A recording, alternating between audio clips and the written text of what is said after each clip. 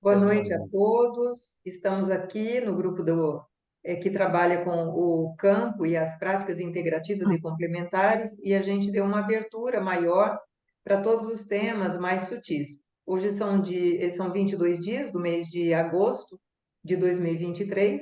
Nós estamos aí, já passamos da metade do ano, o ano corre célere rumo ao final desse 2023, que tem sido surpreendente, pesado, gangorra, e aí a gente vai, né?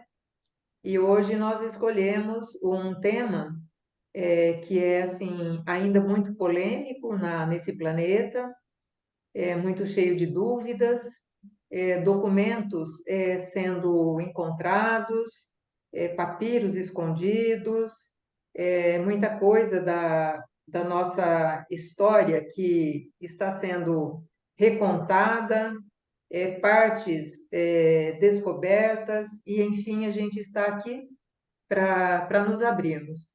E esse tema, falar de Jesus, como nós estávamos comentando aqui antes da gravação, é um tema muito amplo, várias visões religiosas, visões filosóficas, e nós estamos aqui abertos, recebemos aqui de coração aberto, com muita gratidão, Cíntia Melges Vieira. Mandei para vocês um resumo do currículo, mas eu vou preferir que você fale um pouquinho, Cíntia, de maneira breve, a sua formação, e nós estamos aqui à sua disposição para ouvirmos e trocarmos ideias, fazermos perguntas, porque eu acho que as perguntas sempre nos direcionam, né? Às vezes alguma coisa que a gente conhece e ficou meio escondidinho, uma pergunta abre, para o tema. Bem-vinda, Cíntia. Gratidão imensa por ter aceitado esse convite. Muito obrigada e agradeço a oportunidade mais uma vez e tantas meninas bonitas aqui. Estou ficando com ciúme do Juvenal aqui nessa história, hein? Essas meninas bonitas aí. E, bom, eu sou professora de História há 30 anos, leciono, fui também professora de ensino religioso, formada bacharel e licenciada pela USP em História. Como eu disse, foi também professora de ensino religioso e a criançada me trouxe muitas dúvidas, após a aposentadoria eu resolvi fazer uma outra faculdade. Aí fui fazer teologia no Mackenzie, que me deu essa especialização e um entendimento maior de Jesus. E não só de Jesus, mas de Deus, e a gente vai ver que, infelizmente, a teologia, ela não estuda Deus, ela estuda a manifestação de Deus, porque Deus é enorme demais para você colocar dentro de uma caixinha ou colocar numa lâmina de microscópio. Então, é impossível. A gente estuda a manifestação de Deus. E Jesus é a manifestação de Deus na Terra. Nós vamos ver isso. E, bom, né, já falei muito de mim, vamos começar. Eu estou ansiosa também para ver as perguntas que surgirão. E vou pedir para que as perguntas sejam feitas ao final. Então, vocês anotem as questões para depois nós discutirmos. E antes de nós começarmos, eu preciso fazer alguns esclarecimentos de alguns termos técnicos da minha área. Por exemplo, história oral e tradição oral. O que é história oral? História oral é quando você tem uma testemunha ocular que fala com você e que esclarece as dúvidas. Na faculdade, nós tivemos uma pesquisa de história oral, professora Maria de Lourdes Janotti, de Brasil contemporâneo, ela fez com que nós fizéssemos uma pesquisa oral, ou pesquisa de campo, sobre Getúlio Vargas. Então, nós tivemos que procurar pessoas na época que tivessem vivas no tempo de Getúlio, que tivessem passado pelo período getuliano, se é que podemos falar assim, e desse para nós o seu parecer, a sua vivência dentro deste período. Então, nós vamos ter uma história oral e nós vamos ter uma tradição oral. Tradição oral é quando o tempo já se passou, você já não tem mais as testemunhas oculares, você tem o simples relato das pessoas que não mais conviveram, mas que já está numa terceira, quinta geração deste fato. Por exemplo, você conversa com a sua avó fala do tempo dela. Daí você passa para o seu filho, o filho passa para o seu neto, e este neto já está numa tradição oral dentro da família. Então, nós vamos ver isso dentro da historiografia de Jesus, dentro desta questão da teologia. Outra coisa, dogma. O que é um dogma? Hoje em dia, eu procurei no Google, gente, eu fiquei estarrecida com o que dizem de dogma. Eu vou pegar um grande amigo meu, acho que nosso, Dicionário Aurélio. o pequeno, grande Aurélio, que nos acompanhou nos nossos tempos de estudo, porque eu lembro que nosso tempo só tinha isso, né? Que tinha que procurar no Aurélio. Então, vamos lá, definição de dogma. Ponto fundamental e indiscutível numa doutrina religiosa e de qualquer doutrina ou sistema. A Igreja Católica, Apostólica Romana, ponto de doutrina, já por ela definido como expressão legítima e necessária de sua fé. Então, toda e qualquer religião, toda e qualquer forma de expressão religiosa, ela tem os seus dogmas. Então, isso não é inerente apenas à Igreja Católica Apostólica Romana. Todos, todos, todos. Sócrates morreu por causa de uma questão dogmática. Ele brincou com os mistérios de Eleusis. Por isso, ele estava corrompendo a sociedade e, portanto, ele precisava ser punido, como a gente pode dizer, exemplarmente. Né? E ele foi obrigado a tomar cicuta. Então, este foi o crime de Sócrates. Quem quiser pode olhar nos livros de Mircea Eliade, que é um grande historiador, ele é ateu, e ele busca o conhecimento de todas as religiões e todas as manifestações religiosas. É muito interessante, são vários livros, a internet tem um monte sobre Mircea Eliade. E outra questão, a questão do logos. O que é logos? Logos é uma palavra grega que significa palavra. Jesus é o logos de Deus. Mas o que é o logos? O que nós entendemos como logos? E muita gente fala que quando foi traduzida a Bíblia, meu Deus, agora me fugiu o nome do Jerônimo, que traduziu a Bíblia para o latim, teria errado ao mudar o logos para verbo. Então, vamos lá. O que é logos? Dentro da definição grega, a palavra. A palavra é aquilo que move, aquilo que transforma, é aquilo que faz, aquilo que realmente, como a gente pode dizer, ela materializa alguma coisa. Por exemplo, palavra cadeira. Eu falando em cadeira, cada uma de vocês vai pensar num tipo de cadeira. Então, a palavra, ela vai denominar uma coisa que existe, uma coisa que é real, e ela transforma aquilo, os seus pensamentos, em algo substancial. Então, por isso, Deus é o Logos, Jesus é o Logos, porque transforma, Deus criou pela palavra. Para nós, isso perde o sentido, porque para nós, palavra não significa muita coisa. Blá, blá, blá é palavra, mas não tem um significado em si. Porém, quando a gente fala verbo, dentro de uma frase, o que modifica? No latim, nós vemos isso muito bem, porque de acordo de onde está o verbo na frase, o sujeito pode ser, o sujeito da frase é o importante pode ser o predicado da frase, pode ser o meio da frase importante. Então, aonde está o verbo, isto acaba mostrando a importância. Então, Jesus passa a ser o verbo, porque é a parte mais importante. Então, entendamos bem, logos é a palavra, é aquilo que se manifesta. E nós vamos ver isso no Gênesis. É muito interessante a questão de nomear e de colocar a palavra. Vamos dar uma olhadinha? Em Gênesis 2, capítulo 2, versículo 19 e 20. Havendo, pois, o Senhor Deus formado da terra todos os animais do campo e todas as aves dos céus, trouxe-os ao homem para ver como ele lhes chamaria.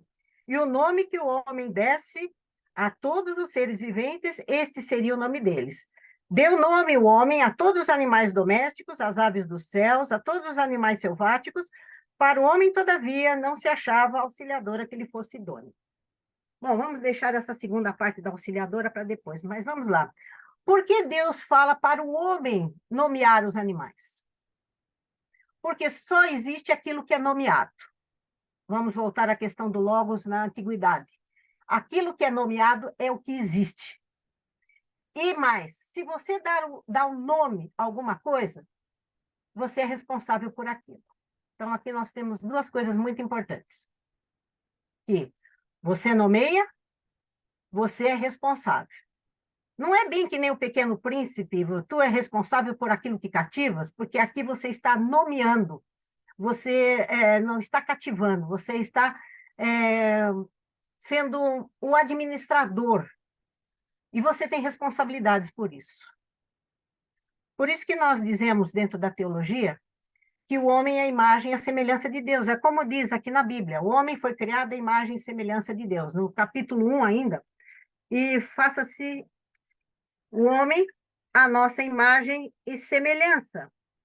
Cadê?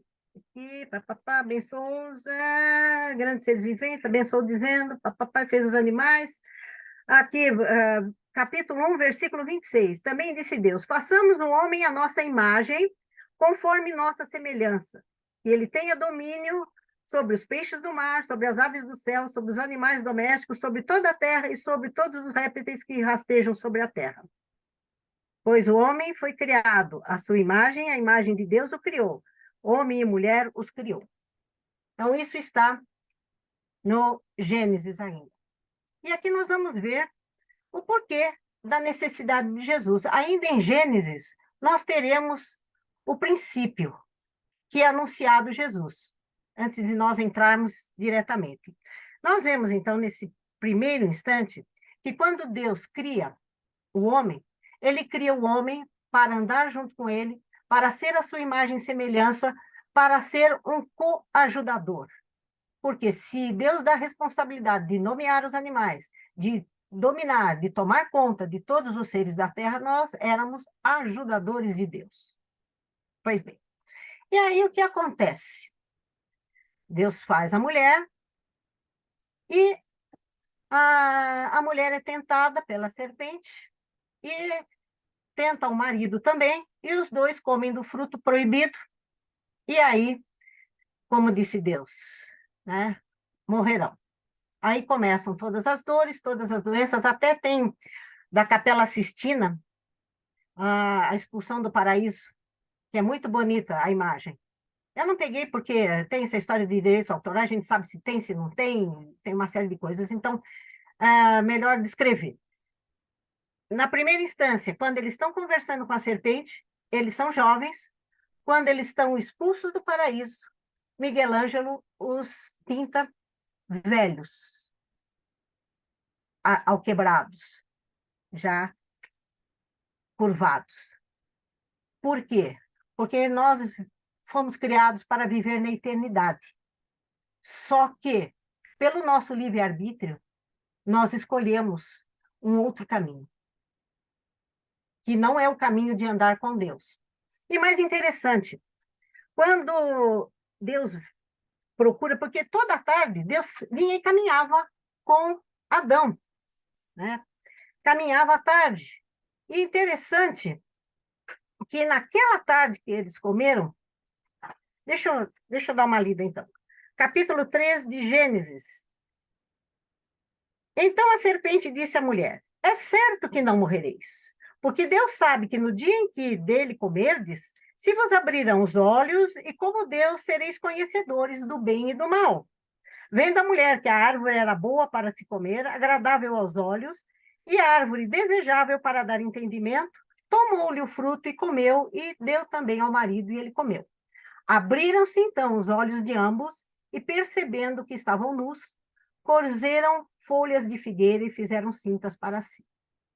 Nós somos os únicos animais que se vestem. Por quê? Porque nós entendemos que o nosso corpo é vergonhoso. Não era para Deus, não era quando nós estávamos no paraíso, e nós não nos conformamos com os nossos corpos. Até hoje. E aí surgem alguns pensamentos impuros com relação ao corpo alheio. Ou deboche, ou perversidade. Enfim. Chamou o Senhor ao homem e perguntou, isso no versículo 9 agora, onde estás? Ele respondeu, ouvi a tua voz no jardim, e porque estava nu, tive medo e me escondi.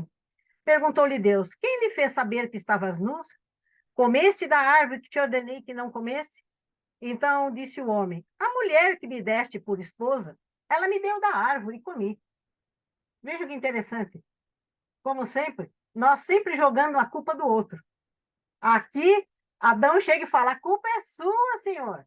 Tu me deste a mulher, olha o que ela fez para mim. Nada machista, nada misógino, tá? Nada, né? Mas, interessante, né? E o interessante é que eles só percebem que estão nus quando os dois abrem os olhos. Os dois comem do fruto. Não um apenas e depois o outro. Os dois, ao mesmo tempo, quando eles abrem os olhos, eles percebem que estão nus e têm vergonha. Vergonha de seus corpos, vergonha de se apresentar perante Deus. Só que Adão não tem vergonha de falar mentira, de não dizer que, olha, Senhor, desculpa aí, porque eu também caí em tentação. Vamos lá. Então disse o homem, a mulher que me deste. Então disse o Senhor à mulher, que é isto que fizeste? Respondeu a mulher, a serpente me enganou e eu comi. Então o Senhor disse à serpente, visto que isto fizeste, maldita és entre todos os animais domésticos e o és entre todos os animais selváticos. Rastejarás sobre o teu ventre e comerá o pó todos os dias da tua vida. Gente, pelo amor de Deus, não me pergunte se ela andava, se ela voava, porque isso não está escrito, eu não sei. Como disse Ariano Suassuna no seu Alto da Compadecida, como dizia Chicó, só sei que foi assim. Tá? Então, não me pergunte como a cobra andava. Tá? Então, o Senhor disse, porém inimizade entre ti e a mulher, e entre a tua descendência e o seu descendente. Este te desferirá a cabeça e tu lhe ferirás o calcanhar. Aqui, então, gente, nós temos o prenúncio de Jesus, o descendente da mulher. Aqui nós vemos que Deus, apesar de saber da nossa falha, da nossa falta, ele já anteviu uma maneira de nos religar a ele, porque religião significa religar, é estar reunido, nós nos reunirmos de novo, porque a nossa missão era estar no paraíso com ele, era estar gerenciando, estar vivendo junto com ele, aprendendo com ele. Nós nos corrompemos e corrompemos toda a natureza. Vejam só que interessante depois disso. Muita gente passa batido, mas é uma coisa muito interessante. No versículo 21, fez o Senhor Deus vestimenta de peles para Adão e sua mulher e os vestiu. Gente, para fazer a vestimenta de pele, o que era necessário? Deus matou 2 animais. Nós temos o primeiro sacrifício de sangue.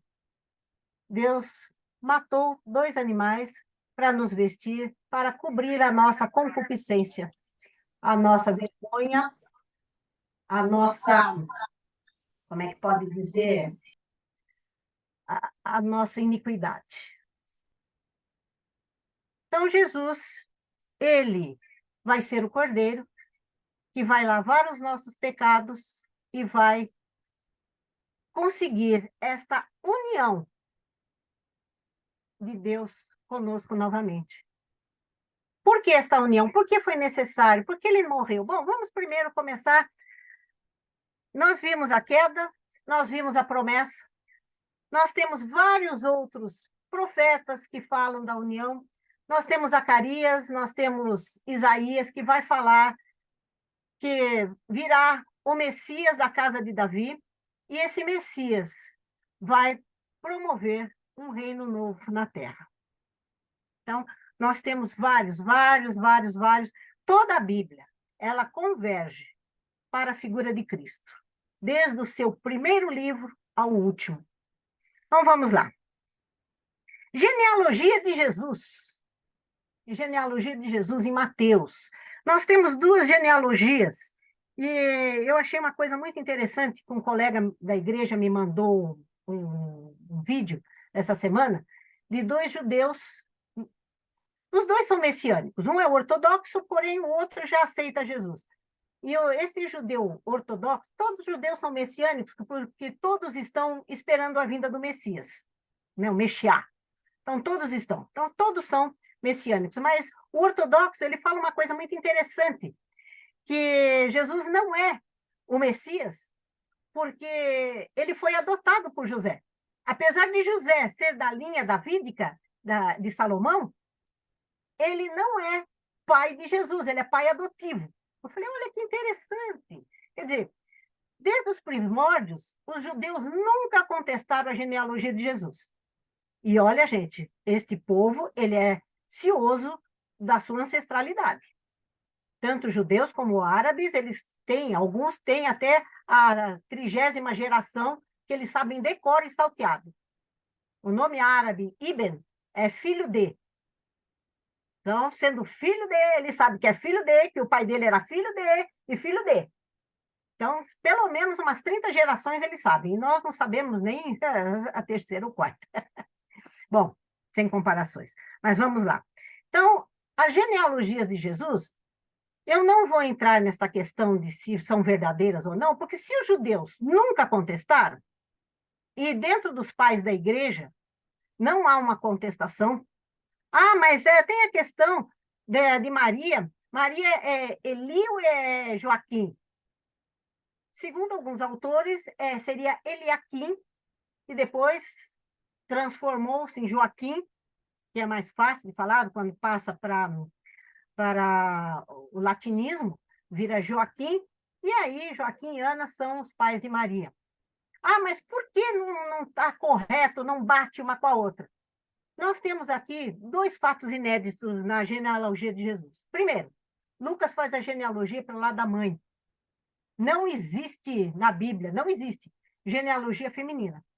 Às vezes, algumas mulheres podem ser citadas quando o indivíduo tem várias esposas, então fala, olha, esse aqui é filha de tal mulher, esse aqui é filho de tal mulher, mas genealogia feminina não tem, pelo lado feminino. E aqui nós vamos ter, Lucas faz. Por quê? Porque Lucas, ele faz uma história oral. Ele consegue conversar ainda com algumas pessoas que viveram com Jesus. E Maria foi uma delas.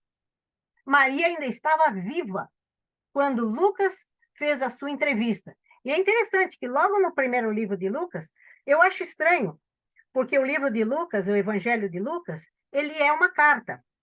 E ele não é chamado como epístola, mas ele é um evangelho. Por que uma carta? Porque logo de cara ele tem um endereçamento. Ele chega e fala, logo de cara, aqui, eu vou até ler para o pessoal, para ter um conhecimento mais aqui. Visto que muitos... Evangelho segundo Lucas, capítulo 1, versículo 1. Visto que muitos houve que empreenderam uma narração coordenada dos fatos que entre nós se realizaram, vou ler até o versículo 4.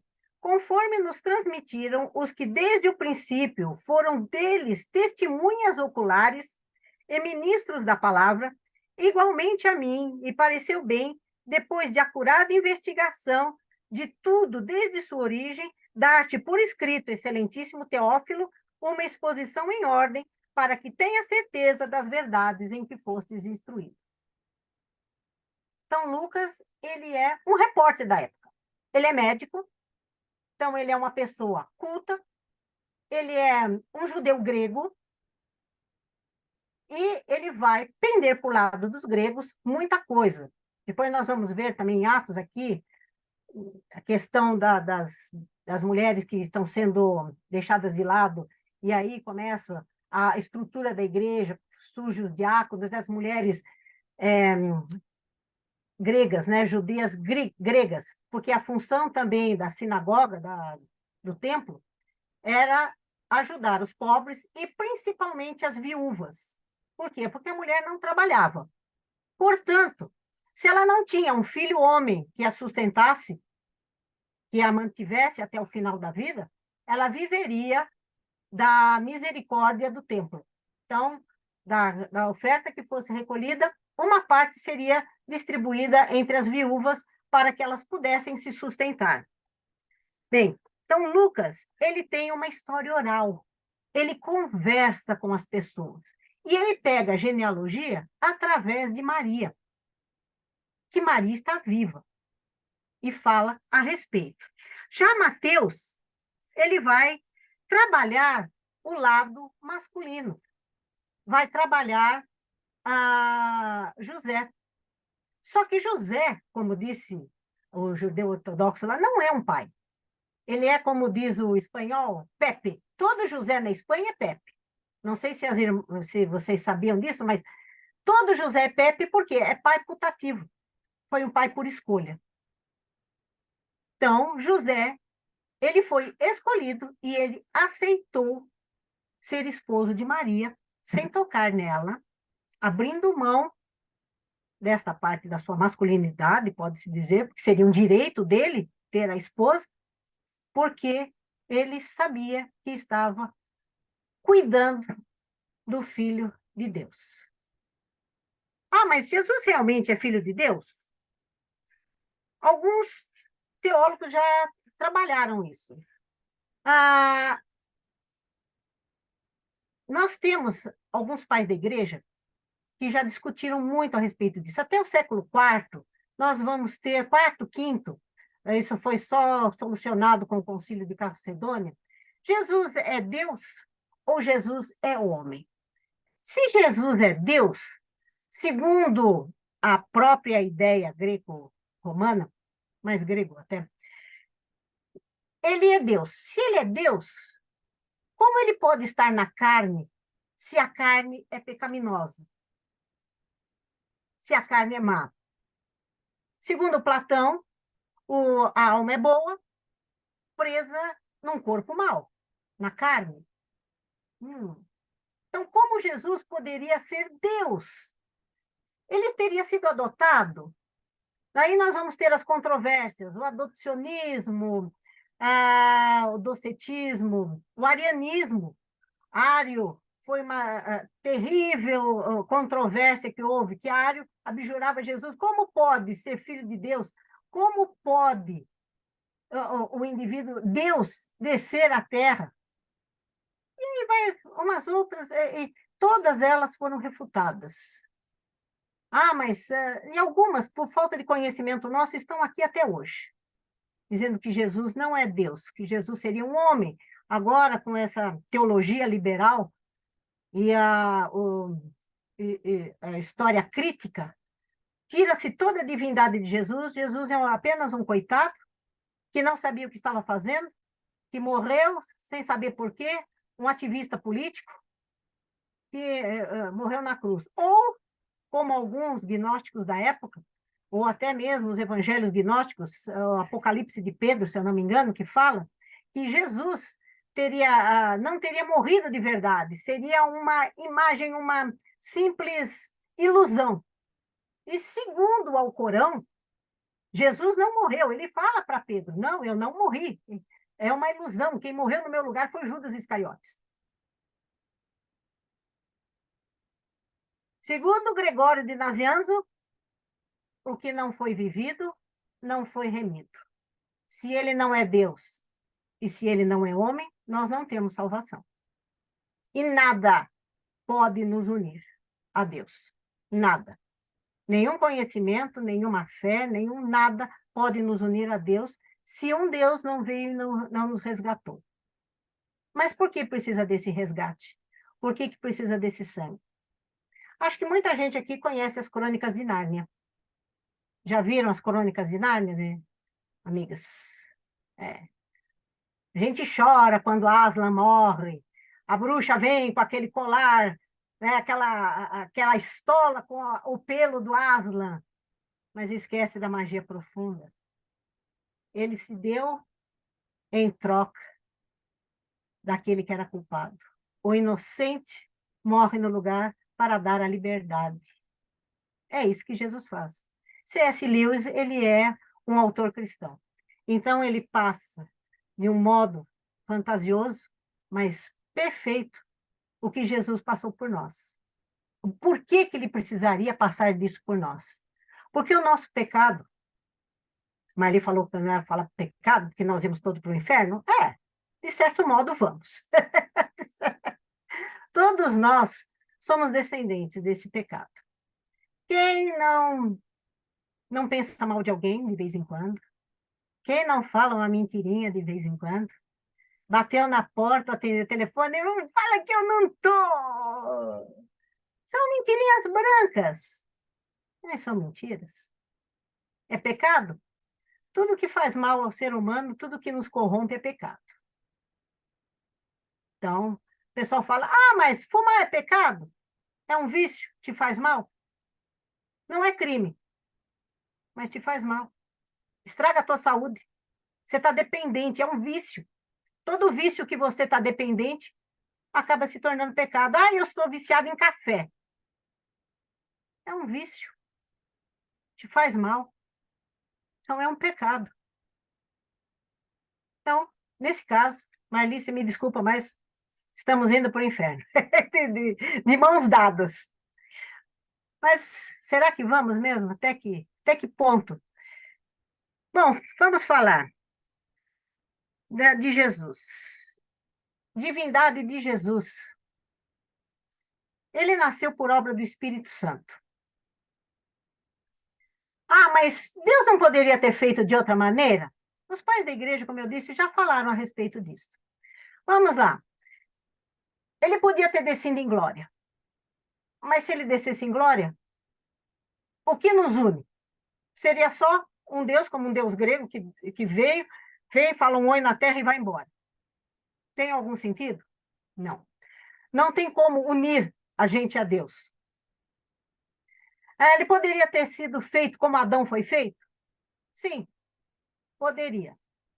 Poderia ter sido feito do barro, mas aí não seríamos nós que estaríamos sendo remidos, era uma nova criação.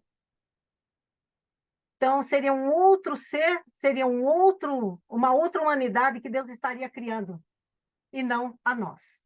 Não estaríamos nos salvando. Ele poderia ter nascido de uma união de homem e mulher? Poderia. Deus não fez Sara dar à luz com 90 anos, de acordo com a Bíblia?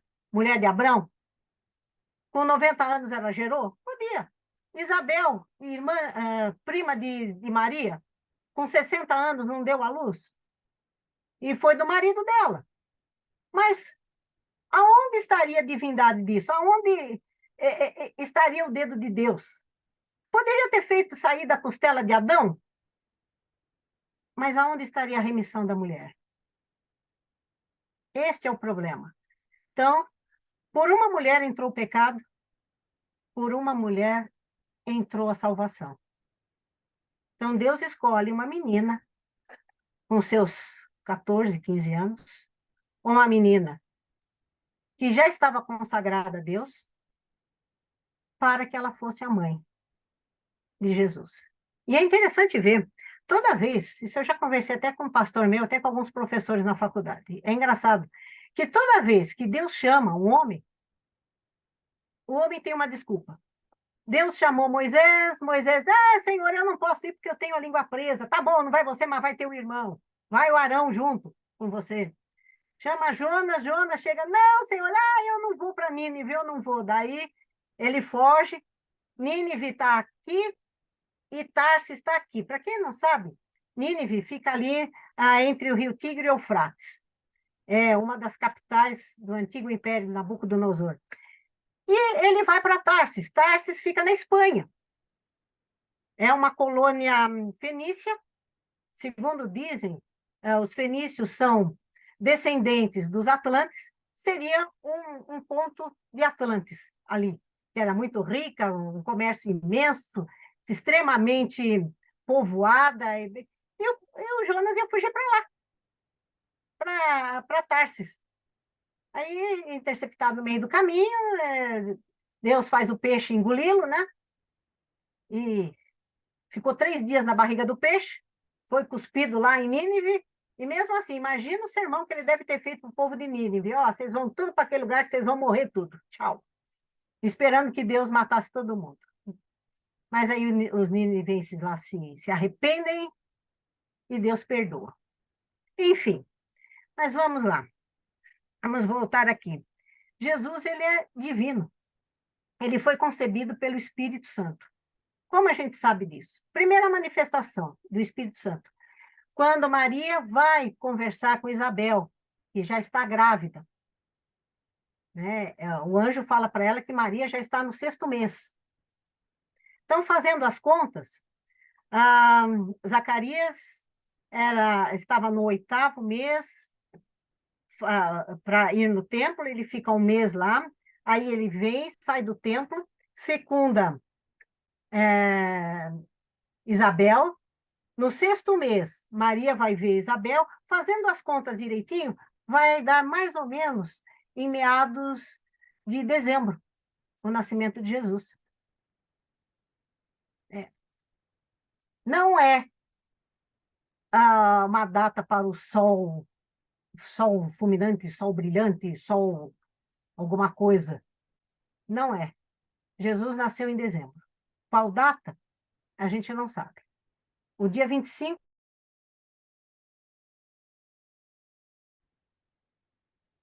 foi feito um erro de cálculo de pelo menos uns 4 ou 5 anos, mas não foi um erro de mês.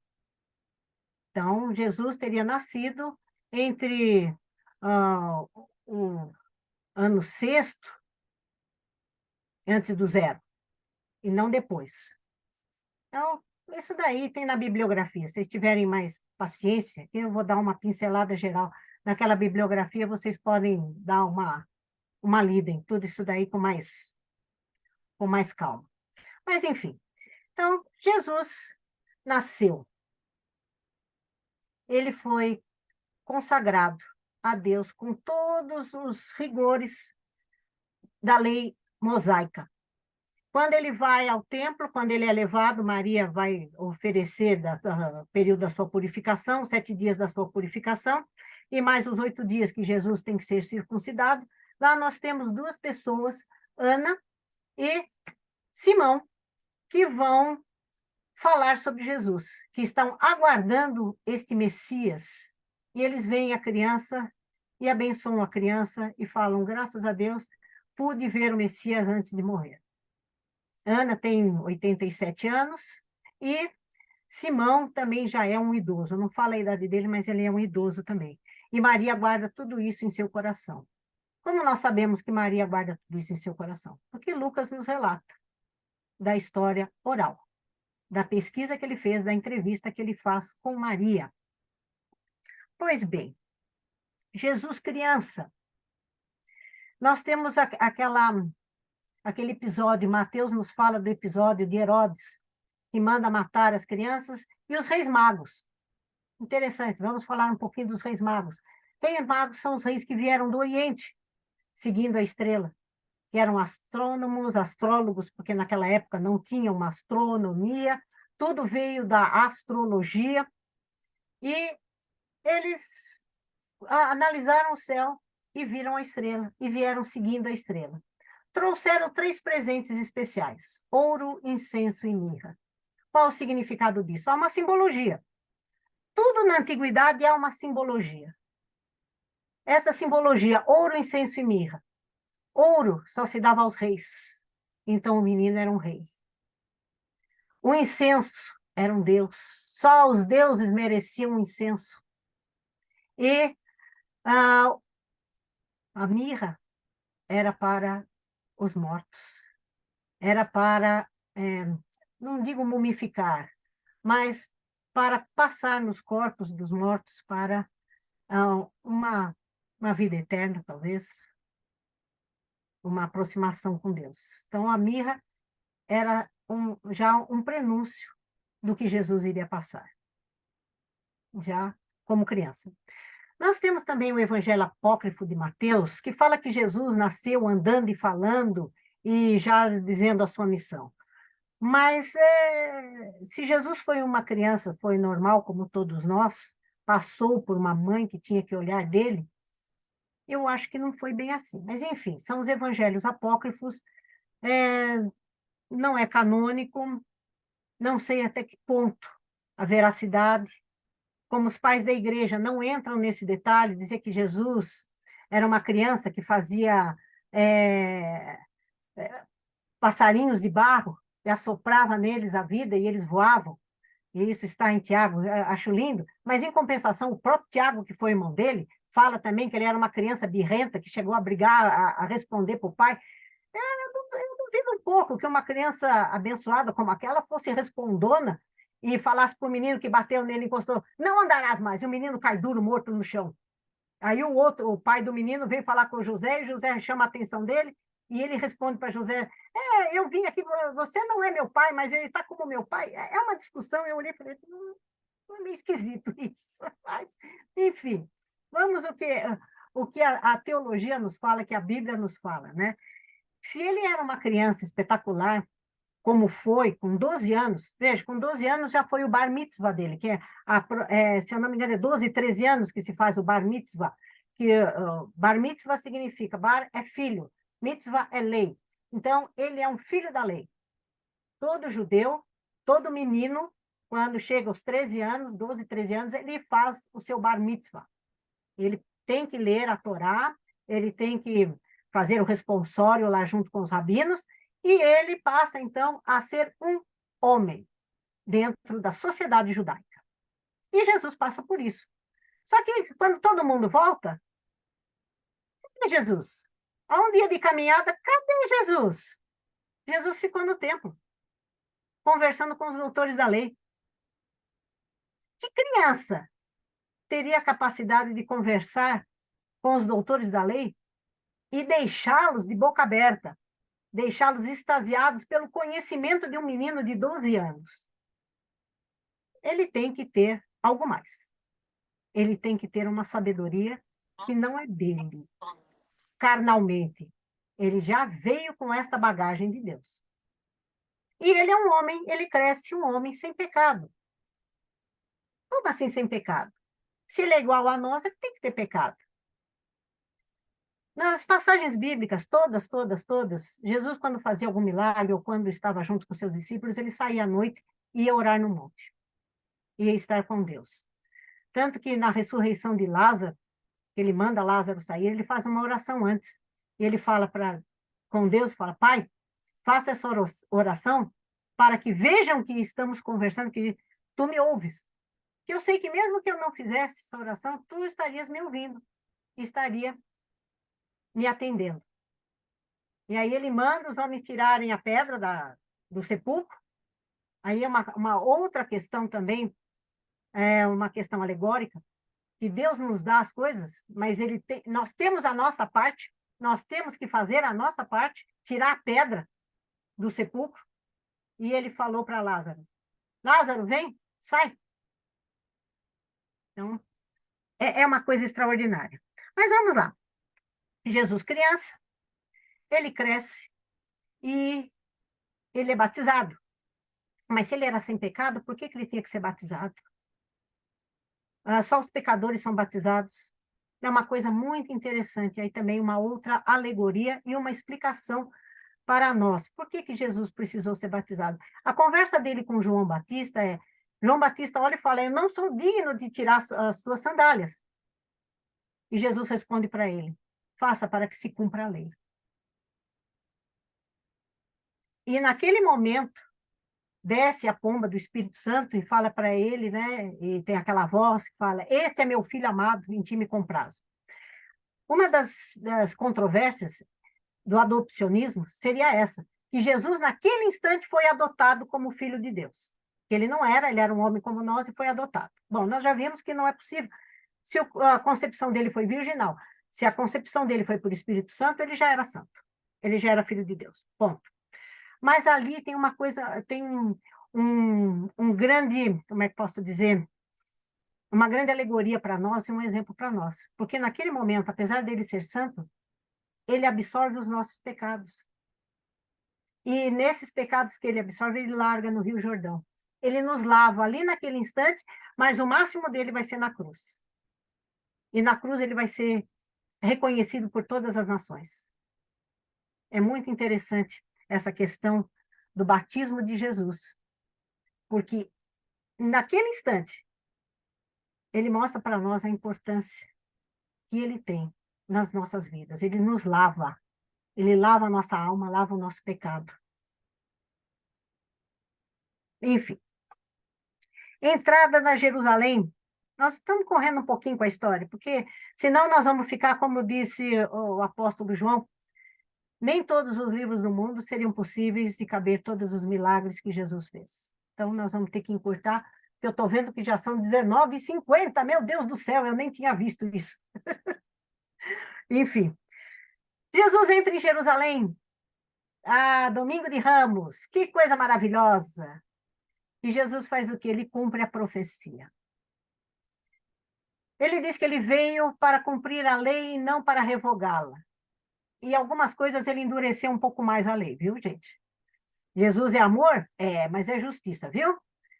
Quando fala a questão do adultério, que ele diz que com os olhos nós adulteramos, o homem que olha para a mulher e pensa, tem pensamentos malignos com ela, ele já adulterou com ela.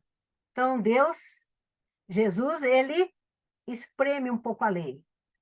E Deus colocou só nos 10 mandamentos, não cobiçarás a mulher do teu próximo, o animal do teu próximo, o burrinho do teu próximo, nada do teu próximo. Não foi isso que está nos mandamentos? Aí Jesus chega e fala, não é só isso não, minha gente. Não cobiçarás, tem por pensamento. Por isso que a igreja fala que nós pecamos por atos, palavras, omissões e pensamentos. Mas e a omissão? Jesus não fala nada. Vamos ver a parábola do samaritano. O que aconteceu? O indivíduo é um mercador, foi assaltado, deram uma surra no homem, o homem ficou quase morto no meio do caminho, passou um sacerdote, olhou e saiu de lado. Aí vem um outro judeu também, olhou e não te conhece, e ficou olhando dos lados com medo de ser assaltado. Veio um samaritano, um indivíduo proscrito, e que foi o indivíduo que ajudou. Isso é um pecado de omissão. Estamos vendo que está errado e viramos as costas. Quem foi o próximo? Aí, mais uma coisinha, só falando do samaritano que foi proscrito, esqueci de falar isso, mas ainda em tempo. Na genealogia de Jesus, de Mateus, nós temos 4 mulheres. Então, se quiserem dar uma olhadinha, não sei se tem uma Bíblia perto aí de vocês, mas em Mateus 1, nós temos 4 mulheres, que é uma outra coisa também interessante. Nós temos Raabe, nós temos Ruth, nós temos Betseba, deixa eu ver, e nós temos Tamar. Por que essas 4 mulheres? Essas 4 mulheres são importantes. Raabe, ela foi aquela prostituta que ajudou o povo judeu a vencer Jericó, quebrar as muralhas de Jericó. Levou os espias lá, tal, e passaram todo mundo a fio de espada. Então, Raabe, ela se casou com um dos generais lá da época. Então, Raabe. Aí nós temos Tamar. Tamar, ela foi nora de Judá, um dos filhos de Jacó. Só que Judá deveria ter dado para ela, Bom, deixa eu explicar. Ela casou com um dos filhos, só que esse filho morreu. De acordo com a lei do levirato, para que a casa do filho não caísse no vazio, um irmão dele deveria assumir o casamento. Só que Judá se esquece disso. Quando o menino se transforma em homem, ele esquece de Tamar. E o que Tamar faz? Tamar se veste de prostituta, fica no meio do caminho, seduz Judá, pede para Judá deixar como penhora o bordão e o cajado, e depois, no outro dia, o Judá manda para ela um cabrito, só que ela não estava lá. Daí ela aparece grávida, todo mundo queria pegar a moça e matar, porque se fez, como é que fala? Escândalo em Jerusalém. Então, em Israel se fez uma coisa terrível na casa de Israel, ela ficou grávida, aí ela mostra de quem era as coisas, de quem ela fica grávida. E ela fica grávida do sogro. E mostra que ela é mais justa, e Judá fala, ela é mais justa do que eu. Então, pela justiça dessa mulher, ela entra também no rol. Aí nós vamos ter Ruth é uma moabita. Moabita, eles são também de uma religião diferente. Eles são de uma religião pagã, perto do judaísmo. Então, o que que acontece? Ela fica com a sua nora, com a sua sogra. Ela é a nora que cuida da sogra, que não tem mais filhos. Porque lembra que eu falei? A mulher, ela tem que ser sustentada pelo tempo. Então, esta senhora, ela perdeu os 2 filhos. Uma das noras voltou para a casa dos pais, mas a outra ficou com ela, para que ela não tivesse fome. Ela já era idosa. E o que Ruth fazia? Ela ia no campo e, pela lei da respingadura, que é uma lei hebraica, que você pode pegar o que cair do chão numa colheita, você pode pegar e comer, ela pegava e levava para a sogra também. E ela estava no campo de Boaz, que era um parente do marido da sogra. E aí é uma conversa de Ruth e Noemi consegue que Ruth seja resgatada por Boaz, portanto, ela é uma boa mulher, ela é uma pessoa que acaba entrando no judaísmo, apesar de não ser judia, e reconhecida por Deus. Gente, a gente vê na Bíblia, muita gente falando que a Bíblia ela é machista. Os homens que escreveram a Bíblia podem ser machistas, mas Deus não é. Porque Deus reconhece as mulheres e ele levanta mulheres para que os homens vejam a sua força. Nós vemos isso em Débora e outras tantas mulheres que ele levanta na Bíblia. Então, nós temos que tomar cuidado quando a gente fala, a Bíblia é machista. Bom, e nós temos também a mulher de Urias, que aqui não fala o nome dela, Betseba, que é a mãe de Salomão. Por que a mulher de Urias é colocada? Ela foi forçada por Davi, ou seja, ela foi estuprada por Davi. E Deus dá uma recompensa para ela, apesar dela ter perdido o marido bom, que Davi praticamente assassina o marido dela, manda na frente de batalha, e a Betseba gera um filho no pecado, né? Porque ela era casada, e Davi molestou sendo casada.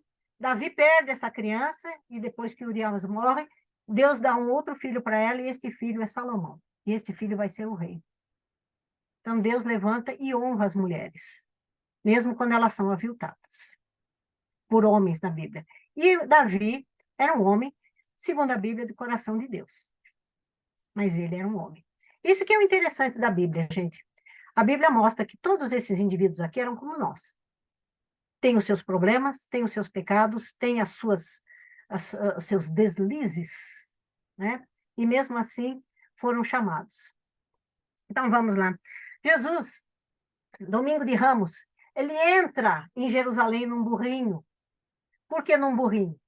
Porque quando Jacó fala, dá a bênção para todos os seus filhos, para Judá, ele fala o seguinte, que Judá teria a sua descendência ao cetro e entraria com a humildade numa jumentinha, num jumentinho.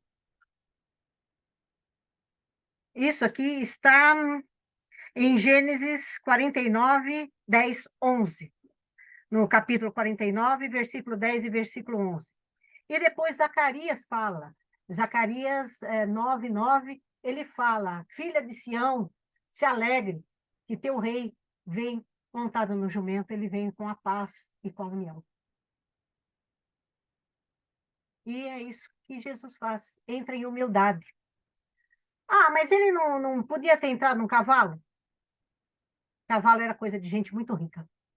Na época, inclusive, eu tenho uma queixa contra o filósofo, não é o Pondé, é o outro filósofo brasileiro, que ele fala sempre que Paulo caiu do cavalo e bateu a cabeça e ficou cego. Não, gente, ele não poderia ter caído do cavalo, porque cavalo era uma arma de guerra, era uma coisa para gente muito, muito rica. A gente vê nesses filmes históricos de Roma, só tem cavalo os senadores, só tem cavalo o imperador. O resto está tudo a pé. O exército romano, ele era forte na infantaria, não tinha cavalos. O cavalo ele passa a ser mais comum depois da Idade Média. Na Alta Idade Média, ele passa a ser mais comum, Depois, com as cruzadas, quando os cruzados começam a ter os cavalos árabes, que eles fazem o intercâmbio desses cavalos. Então, não tem como Jesus ter entrado no cavalo. Inclusive, nos Cantares de Salomão, ele compara a esposa como as éguas do faraó. Gente, ser comparado com uma égua do faraó, hoje em dia, se o Juvenal falasse para mim que eu sou igual à égua do faraó, eu já ia com as 4 patas em cima dele, assim, direto. Mas na época era um elogio, porque eram os animais mais bem tratados, os animais mais lindos e apartados unicamente para procriar o que tinha de melhor na época. Então, nós temos que tomar cuidado quando a gente pega algumas coisas ao pé da letra, a gente tem que modificar, trazer ao nosso tempo, ao nosso entendimento. Então, Jesus entra no burrinho, no jumentinho, e engraçado, né, que quando Jesus manda os discípulos lá, ele fala, se o dono do jumento falar, você pode falar para ele que o Senhor pediu, e depois devolve o burrinho para ele. E isso acontece, os discípulos vão lá, e Jesus já tinha predito, mas por que está desatando o burrinho? Que o mestre precisa. Vai, então leva. E Jesus entra triunfante em Jerusalém, no domingo de Ramos. Ele é aclamado rei, o rei dos judeus. Pois bem. E o que acontece? Depois nós vamos ter a purificação do templo, que é o acesso de raiva de Jesus que ninguém entende. Ele virou tudo, botou tudo, então aí Jesus é um zelote, ele é um terrorista, ele é um indivíduo que vai ser preso porque ele foi um revolucionário na sua época. Não. Ele fala muito bem que a casa do pai dele não é a casa de vendilhões. O que acontecia? Como a moeda romana ela tem a efígie, a imagem do imperador, isto era um símbolo do paganismo, porque o imperador era considerado um deus. Então, este símbolo do paganismo, ele não poderia entrar no templo, tinha que ser trocada a moeda, tinha que ser feito um câmbio. Só que este câmbio não era justo, porque os indivíduos que trocavam as moedas cobravam uma porcentagem muito alta. E você só poderia fazer o sacrifício com os animais que estavam lá. Você não podia trazer uma rolinha de fora da sua casa para oferecer. Você tinha que comprar lá. E o preço dessa rolinha seria, por exemplo, uns 20 vezes maior do que do lado de fora do templo.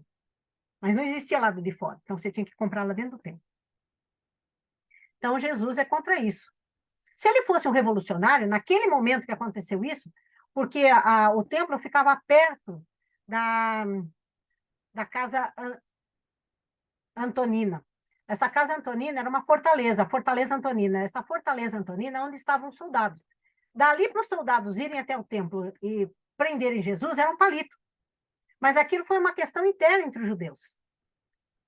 Então, isso não chegou a ter uma intervenção militar. Porque se ele fosse um zelote, se ele tivesse contra as leis ali da época, ele teria sido preso imediatamente pelo Império Romano. De jeito ou maneira, ele teria passado. Mas e o que acontece? Caifás ele já fala que precisa um morrer em nome de muitos. Jesus foi sacrificado como um bode expiatório. Aquele que paga pelo pecado de todos, ou como se conhece também na história, o rei caricato. Então, aquela caricatura de rei que foi feita dele, os soldados colocam a coroa de espinho, o manto vermelho, batem em Jesus, cospem em Jesus. Se és filho de Deus, se és rei, toma teu cetro, toma... E zombam de Jesus, batem, e Jesus é cruelmente torturado. Aquilo que se vê naquele filme é o mínimo que foi passado, porque eles eram muito piores. Eles eram realmente maus. Maus, maus, maus, maus. Não que hoje seja melhor, viu, gente? Mas eram maus. E hoje nós pecamos mais ainda porque nós conhecemos a Cristo. Isso que me deixa mais triste e que deve deixar o coração de Deus pior ainda, que se esqueceu dele. Bom, E ele é colocado na frente de Pilatos. Pilatos não vê pecado nesse homem, não vê maldade em Jesus. E Jesus fala para ele, né? Tu sabes a verdade. E Pilatos fala para ele, mas o que é a verdade? Um sofisma, né? O que é a verdade? Hoje em dia a gente discute o que é verdade. Tem a sua verdade, a minha verdade? Não, gente. Existe uma verdade. Existe uma verdade. Não existe a minha verdade e a sua verdade. Porque se for assim, não existe justiça, não existe lei. Se a verdade é de cada um, Deus mostra isso. Existe a verdade. Só que ela é maculada. Por quê? Porque nós torcemos. Assim como Adão e Eva torceram. Ah, Senhor, foi a mulher que me deste. Ah, Senhor, foi a serpente. Ah, eu não. Como professor, a gente via lá com os alunos. Ah, professora, mas não fui eu, foi ele que me fez fazer isso. Você não sabe falar, não, meu filho? É complicado. E nós fazemos os mesmos erros ainda hoje. E, infelizmente, Pilatos, apesar do sonho da mulher dele, ele acaba se metendo nessa encrenca toda, ele lava as mãos, porém, apesar dele querer soltar Jesus, ele faz aquela enquete, né, Barrabás ou Jesus, e Barrabás acaba vencendo. E ele lava as mãos e fala, olha, então, entre a verdade e a justiça, a força apaziguadora do direito é que vence. Porque se ele vai contra os judeus, ele vai ser deposto, ele já está lá sem gostar. Ele já foi mandado para a Judéia, porque ele deve ter pisado na bola com alguém, porque a Judéia era maldita na época. Era um lugar infame, famigerado. A gente vê isso no filme Ben-Hur, que ele cospe fogo quando fala que foi designado para a Judéia. Comida ruim, um vinho azedo, porque o sol escaldante acabava com o vinho, todo mundo bebia vinagre lá naquela época, era uma coisa... Para quem saiu de Roma, vai para lá, cheio de mosquito, quente, ele estava no inferno. E ficou pior ainda depois que ele acabou deixando Jesus morrer, a vida dele. Tanto que depois ele acaba se suicidando, segundo os evangelhos apócrifos e segundo a carta de Pilatos. Bom, enfim, Jesus vai para a cruz. E ele, na cruz, ele sofre mais uma coisa terrível. Eu fiquei horrorizada quando cai em mim. Quando eu era pequena, eu ficava pensando, né? Jesus pediu a água que ele estava com sede e deram uma esponja com vinagre para ele. Eu ficava pensando, mas como é que tinha esse vinagre ali? Como é que tinha uma esponja com vinagre? O arqueólogo cristão, ele é adventista, Rodolfo Silva, numa das explicações que várias viagens que ele fez, ele comenta isso.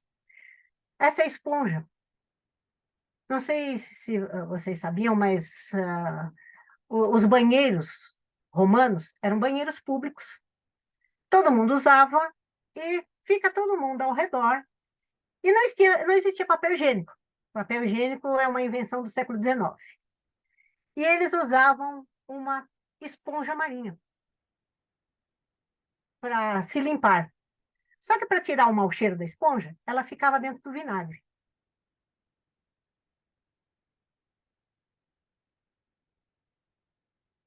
Então, vocês já imaginaram de onde veio essa esponja. Jesus, além de passar por tudo no mundo, ele ainda toma o resto da humanidade na boca. É terrível. Então, ele leva todos os nossos pecados. E quando ele fala aquilo que o pessoal fala, que Deus abandonou, é interessante que no Evangelho de João, Jesus fala, né, que para os discípulos, chegará um momento que me deixarei só. E vocês irão para suas casas e eu estarei só. Mas eu não estarei só, porque o Pai está comigo. E depois ele chega e fala, Eloi, Eloi, sebactame. Ou seja, Pai, Pai, por que me abandonaste? Na realidade, Jesus ele não está abandonado por Deus. mas ele toma todas as nossas dores, como nós muitas vezes nos sentimos abandonados por Deus nos momentos mais críticos em que nós estamos, mas Deus está conosco. Ele cita o Salmo 22, o comecinho do Salmo 22, que Davi fala a respeito de Israel, que está sendo invadido, que ele precisa do Senhor. Senhor, Senhor, por que me abandonaste? Então, Deus não nos abandona. Deus está. Jesus cumpriu toda a profecia. E depois que ele toma o vinagre, ele fala, está consumado. E ele entrega. Jesus não morreu. Ele entregou a sua alma. Ele entrega a sua alma a Deus. Então, foi consciente. Ele era um homem sem pecado. Nas tentações, ele prova isto, que ele conseguiu vencer. O Novo Testamento, gente, ele é um espelho do Antigo Testamento. Eu digo espelho porque ele é o lado contrário. Pela uma mulher entrou o pecado, pela mulher entrou a salvação. Um homem pecou, foi tentado. O outro homem não pecou. Ele resistiu ao pecado. E com isso ele abre para nós a nossa possibilidade de reunirmos e reatarmos com Deus. Este é o religar. Nele nós podemos estar unidos e reatados ao Pai. Esta é a grande função de Jesus. E ele morre. Aí a questão, ele pisou na cabeça da serpente e a serpente mordeu-lhe o calcanhar. Aí parece que acabou tudo. Mas só um Deus pode ressurgir. Ele ressuscita ao terceiro dia e mostra para nós. E aqui está também o que ele fala para após o Sermão da Montanha, ele fala para os fariseus que pedem para ele, mostra-nos, Senhor, mostra-nos um milagre. Nada mais vou lhes mostrar a não ser o milagre de Jonas, que fica 3 dias na baleia e volta.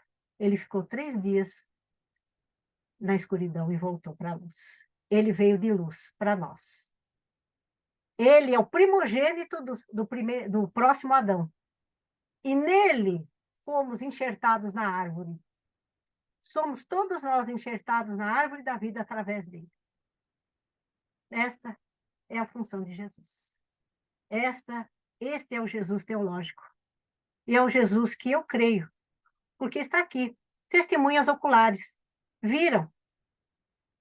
Quando a gente pega os pais da igreja, quando a gente pega aqueles primeiros, Irineu de Lyon, quando a gente pega Clemente de Roma, Clemente de Roma é o mesmo Clemente que estava andando com Paulo. Ah, mas Paulo não viu. Tá, mas Paulo teve uma sabatinada com os apóstolos. Tiago, irmão de Jesus, Pedro, fizeram uma sabatina com Paulo para ver se ele realmente sabia o evangelho e sabia do que estava falando. Então, são indivíduos que viram. Ah, mas isso aqui são comunidades. Ah, gente, essas pessoas que viram falaram para outras pessoas, foram perseguidos, foram mortos. Todos eles foram mortos cruelmente. Só João que não morreu. Só João que ficou. E tem mais um detalhe. Mais um pequeno detalhe aqui. Jesus, ele na cruz, está o discípulo amado, João. Por que foi deixado João? Porque João ainda era menino.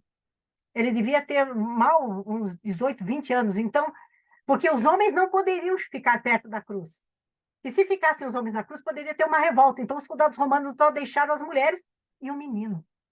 E Jesus fala para João, filho, eis tua mãe. Mãe, eis teu filho. Ele cumpre ainda o 4º mandamento, que é a honra teu pai e tua mãe. Porque se ela não teve outros filhos, se ela ficou virgem, como se diz, a gente vê por aí que ela não teria outros filhos, porque caberia ao outro irmão tomar conta da mãe.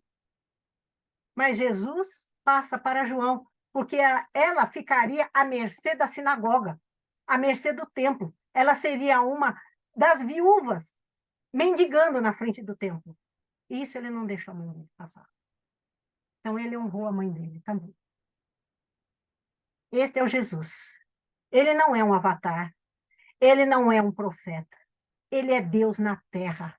Ele é Deus que pisou na terra para nos ligar a ele. Não existe em nenhuma religião. Gente, eu já li todos os livros de Michel Eliade, já li Joseph Campbell, mas não existe nenhuma religião em que Deus procura o homem. Ah, mas Prometeu não. Prometeu não era Deus, ele era um titã e ele foi punido pelos deuses quando deu fogo para os homens. Todo mundo conhece a história que ele ficou amarrado lá e a águia ia lá bicar o fígado dele todos os dias.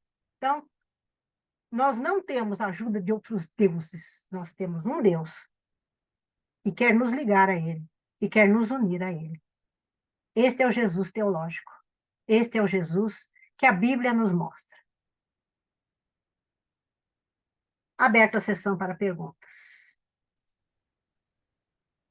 Obrigada, Cíntia, pelas colocações, viu? É um conhecimento profundo, né? Uma vida toda aí dedicada a esse estudo, o que ficou para a gente. Eu vou ler aqui algumas colocações que estão no chat e aí abro para as demais pessoas. A Terezinha, deixa eu ver, a Terezinha acho que precisou sair, mas não, ela está aí ainda. Ela diz assim: Jesus teve 12 discípulos, por que somente 4 escreveram os evangelhos? Olha, o que nos falam os pais da igreja é o seguinte, que eles acreditavam que era transmissão oral. O que nós temos? Lucas não foi discípulo de Jesus. Lucas foi discípulo de Paulo. Marcos, ele não foi discípulo de Jesus. Segundo a história, ele seria um sobrinho ou um primo de Pedro. E ele escreve aos pés de Pedro. Os únicos que sabiam ler e escrever perfeitamente, nós temos que ver que a grande maioria eram todos pescadores e todos semi-analfabetos, sabendo o suficiente. Então, o único que escreveu realmente foi Mateus. O que era Mateus? Mateus era um publicano. Como publicano, o que era um publicano? Era a pessoa mais odiada entre os judeus. Ele era o coletor de impostos. Por que ele era odiado? Porque ele separava uma parte para Roma e uma parte para... ai, como é que era o nome do... Não era Sinédrio. Herodes. Então, eles separavam uma parte para Herodes e uma parte para... E, muitas vezes, o publicano também... A maioria dos publicanos eram riquíssimas. Por quê? O famoso dispersão, 10% para mim, 1, 2, 3 para você, 1, 2, 3 e 4 para mim. Tanto que, né, quando Jesus conversa com Zaqueu, Zaqueu fala, né, que ele dará, vai restituir 4 vezes mais todo aquele que ele tivesse roubado e metade da fortuna dele ele daria para os pobres. Então, publicano era um sujeito maldito, mas para ser publicano, ele tinha que saber ler e escrever e fazer conta. Então, o único que escreve, os únicos, aliás, é João e Mateus. Os outros 2, eles são simplesmente agregados, poderia dizer, né? Apêndices dos apóstolos. A outra pergunta, Terezinha, eu ainda vou esgotar suas perguntas aqui, um minutinho só. Joaquim, pai de Maria, não conseguia ter filhos. Ficou 1 ano no deserto em sacrifício, orando. Após voltar para casa, Ana engravidou. Entendo que foram pais velhos. Será que Maria não ficou órfã cedo? As mulheres não eram respeitadas. Fica uma incógnita. Olha, é difícil falar uma coisa dessa, porque Sara, que tinha 90 anos quando foi mãe de Jacó, não, de Isaac, Sara foi mãe de Isaac, ela viveu mais 20 anos. Isaac tinha 20 anos quando a mãe dele faleceu. E aí, quando ele ficou muito triste, o pai mandou buscar uma mulher para ele dentro da própria família, e daí buscado Rebeca para ele. Então, é muito difícil, são conjecturas que a gente faz, mas nós não temos base para responder uma coisa dessa. que a gente não sabe, na realidade, se realmente ela ficou órfã ou não. A história não conta. Nem os apócrifos contam a respeito disso, se ela ficou órfã ou não. Então, eu acho que é um pouco de especulação da nossa parte. Ok. Aí Terezinha continua. Jesus é um mistério. Após a sua morte, 300 anos foi proibido de falar sobre os seus ensinamentos. A mãe de Constantino, em Roma, implorou para reconhecer o cristianismo, outra incógnita, após 300 anos. Olha, se a gente olhar logo em seguida a queda do Templo de Jerusalém no ano 70, aí depois nós temos Nero, logo em seguida, como imperador. Nero perseguiu os cristãos. Não é que eu não sei de onde foi tirada essa ideia que ficou proibido por 300 anos. O que houve foi uma perseguição tanto de judeus como de romanos. Inclusive, a ideia romana que se tinha era que os cristãos fossem ateus, porque eles não acreditavam nos deuses. Primeiro, eles não tinham um Deus que tinha cara. Você não tem cara de Deus. Você não sabe como Deus é. Inclusive, nós temos algumas pinturas feitas por Lucas. Eu esqueci de falar isso também. Lucas, além de médico, ele era pintor. E algumas dos ícones que tem nas igrejas ortodoxas foram pintadas por ele. A gente sabe que Paulo era careca por causa das pinturas que Lucas fez. Então, não houve proibição. O que houve foi uma perseguição terrível ao cristianismo. Aí nós vamos ter os mártires que surgem. Nós vamos ter Nero, que era um louco desvairado, ele passava betume no corpo dos cristãos quando eles conseguiam prender os cristãos e colocava para acender as festas dele. Então, nós vamos ter uma perseguição terrível durante esses 300 anos. Só com Constantino, quando Constantino reconhece como uma religião, é que para a perseguição. Por isso, foram 300 anos de perseguição. E nesses 300 anos, o cristianismo cresceu maravilhosamente no mundo inteiro, conhecido na época.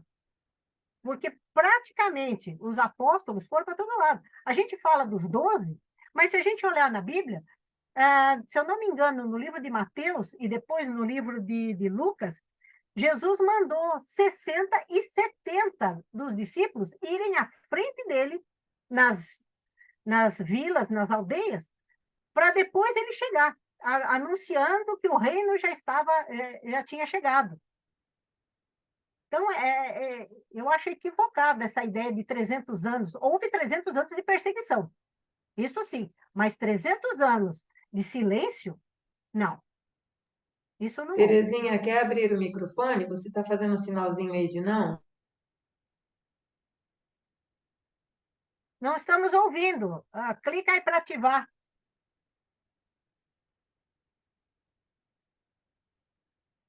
Terezinha, só você consegue ativar o seu microfone. Eu consigo desativar. Consegui. Tá ouvindo?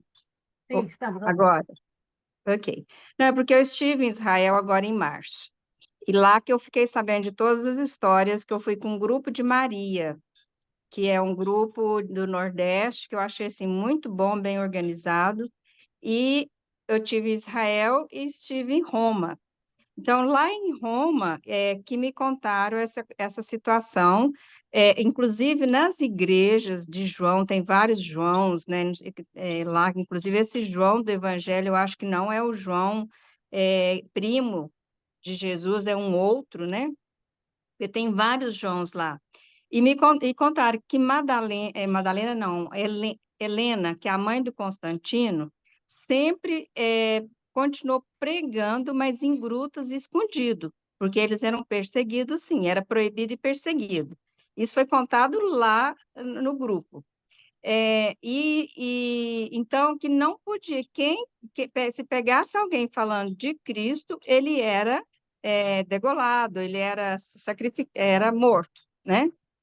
E depois, quando Constantino assumiu Roma, o Império, foi que a mãe dele implorou para que ele reconhecesse o cristianismo, porque eles só faziam isso em grutas e escondidos. Não podiam saber se eram perseguidos e não podiam. Foi quando então veio à tona o cristianismo.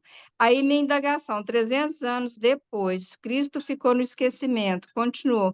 Porque depois veio todo essa primeira pergunta, todo essa que eu continuo lendo, continuo ainda com todo o mistério. Então foi quando foi reconhecido o cristianismo, que aí ele se tornou realmente reconhecido. Isso é história viva, é oral, né?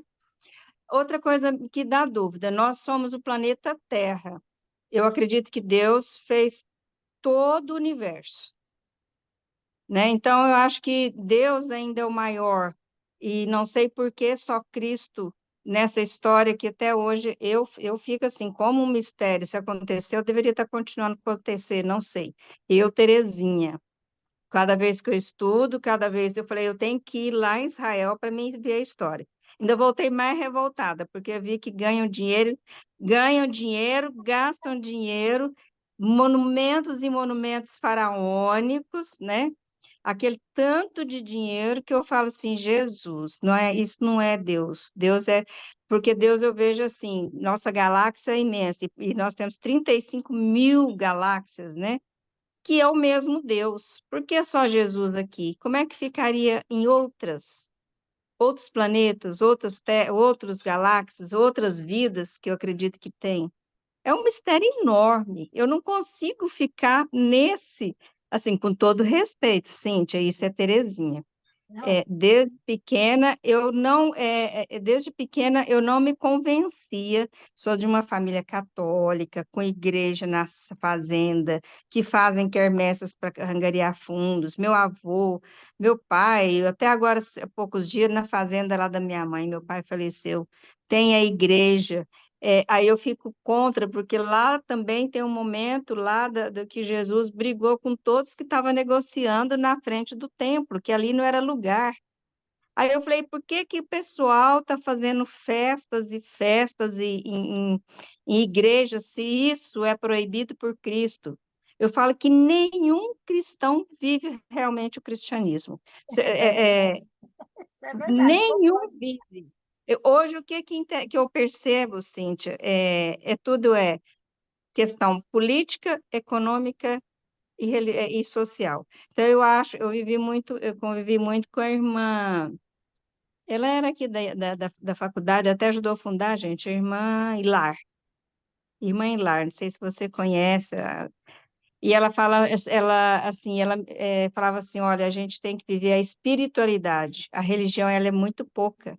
A religião é dos homens, a gente tem que ir muito além. Então, eu penso assim, Deus deu para nós uma inteligência tão grande, uma inteligência para a gente abranger, buscar, né? Eu falo, eu não consigo ficar só nas histórias que é dos homens, eu acho que é muito além, Deixa entendeu? eu te responder por partes. Em primeiro lugar, ah, depois de 300 anos, o evangelho ficou às escondidas. Na realidade, se você olhar sepulcros, catacumbas, inúmeros locais na Europa foram locais que o pessoal cantava. Bom, em primeiro lugar, o que os romanos acreditavam, sabiam dessa seita? Porque o cristianismo ele foi uma seita. Ele não foi perseguido logo no começo, porque ele era um apêndice do judaísmo. O cristianismo ele nasce no judaísmo, né, porque Jesus era judeu, todos os apóstolos eram judeus, e depois ele acaba se expandindo e largando o judaísmo, deixando de lado o judaísmo. Bom, então vamos lá. Por ter sido um apêndice, no começo ele foi perseguido primeiro pelos próprios judeus. Jesus foi chamado de filho de Beuzebu, foi perseguido de vários, que ele era blasfemo, tal. Bom, depois foi perseguido pelos romanos. Porque, para começo de conversa, que história é essa de um Deus único? Um Deus que você não põe junto no panteão. Os romanos, eles dominavam os povos, e o que acontecia? Eles abraçavam todas as religiões pagãs. Ah, você tem um Deus? Tá, ó, tem um cantinho ali no panteão, põe lá o teu Deus. Só que um Deus que não tem feição, que ninguém sabe como é, e que não aceita outros deuses. Que raio de Deus é esse? Então, eles achavam que os cristãos eram ateus. E por Jesus falar que tinha que comer a sua carne e tomar o seu sangue, que nós conhecemos hoje como a Eucaristia, que é a nossa promessa, um sacramento que Jesus mesmo deixa para nós, toda vez que fizerdes isto, fazei em memória de mim.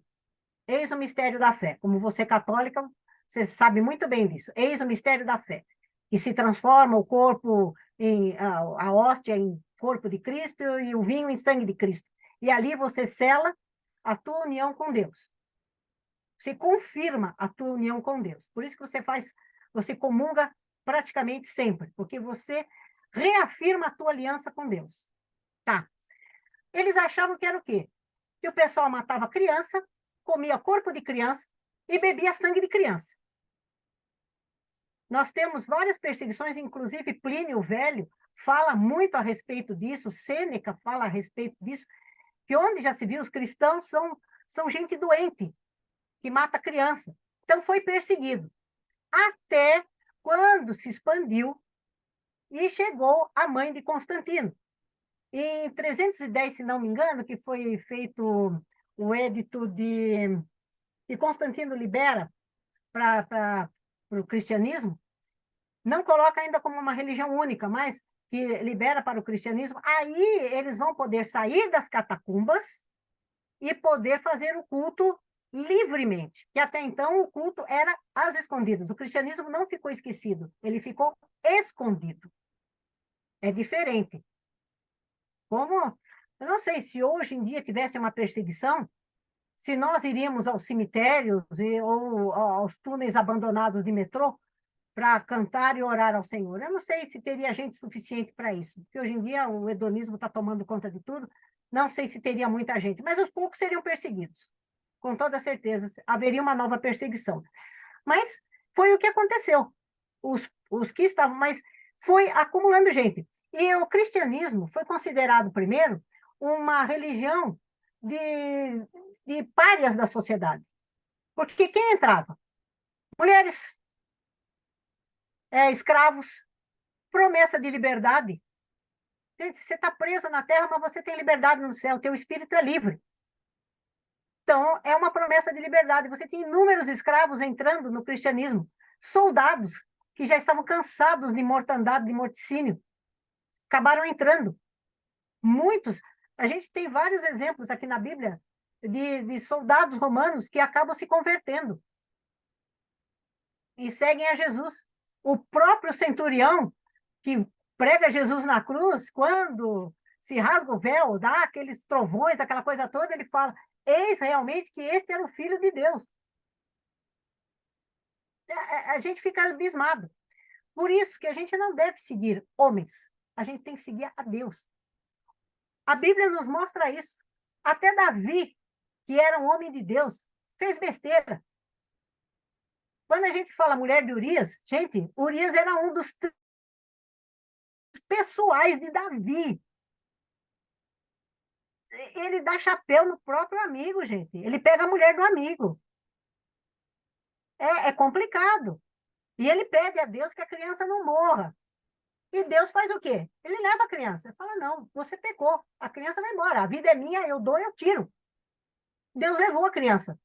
E depois abençoou Betseba com Salomão, que foi o homem mais sábio da face da terra. Tal. Mas nós não podemos confiar nos homens. Isaías fala, maldito homem que confia no homem. Então, nós não temos. A Bíblia nos mostra que o ser humano é absolutamente falho. Por isso que eu acho legal a Bíblia. Tudo que ela mostra, toda coisa errada que fez.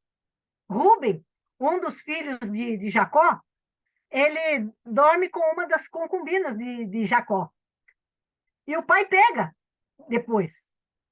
A maldade do homem está aqui, tudo quanto é lado. É isso, e por isso que Jesus veio, para nos religar, para que esse pecado, que esta maldade que é intrínseca nossa, desde o Éden, possa ser lavada. Então, nós não podemos nos fiar. Um dos problemas das grandes heresias, que nem os cátaros, eles eram, foi uma heresia da Idade Média, que ele dizia o seguinte: como é que a gente pode comungar, receber a hóstia de um indivíduo que é um ser humano igual a mim, mais pecador do que eu até? O que ele faz? Ele contesta o poder dos padres. Como é que eu posso receber a hóstia de um cara que é pior do que eu? Nós vamos ter, quando a gente estuda os pais da igreja, a gente vai ver que todas essas questões foram levantadas já. Não só por você, viu? Em todo tempo a gente tem esses questionamentos. Como é que pode? Você vê um cara que se diz pastor, o cara é trilhardário. E a primeira coisa, para você recebe um paninho, né? Para você receber esse paninho, você passa na porta lá de não sei o quê, que você recebe a benção. Mas custa R$ 50 esse paninho, tá? Fala para mim, isso não é um pastor? Não é. Na hora do juízo não vai ser, não vai ter Deus não é justo? Deus é justo. Nós temos que perdoar, porém a justiça é de Deus. A Bíblia fala, a vingança é do Senhor. Nós temos que perdoar, porque o problema não vai ser nosso, vai ser lá em cima. Então, você vai ver falhas nos seres humanos, todos nós, como você disse, a religião é humana, é uma instituição para que nós possamos aprender e entender um pouco. Como eu disse no começo, Deus é grande demais para uma caixinha. Eu não posso falar para você de outros planetas, de outros povos, outras civilizações. Meu marido e eu estamos assistindo agora, reassistindo toda Jornada nas Estrelas, e nós agora temos Netflix. Então, nós estamos pegando coisa interessante. E tem uma Jornada nas Estrelas que eles vão para um planeta, que esse planeta ele está no mesmo estágio romano. É muito interessante. E que até o Kirk fala para o Spock, vamos ficar para ver se Jesus vai vir aqui? Gente, eu estou até arrepiada de falar um troço desse. Eu não sei se em outros planetas está passando o mesmo que nós. Não sei se em outros planetas o indivíduo disse não para a serpente. Que ele pode ter dito. Nós temos seres mais evoluídos que a serpente. E andaram junto com Deus e estão em estágio melhor do que nós. Por que não? Por que todo mundo tem que ser miserável que nem nós? Tem gente que deve estar melhor. E vem e dão essa iluminação. De onde vêm esses anjos?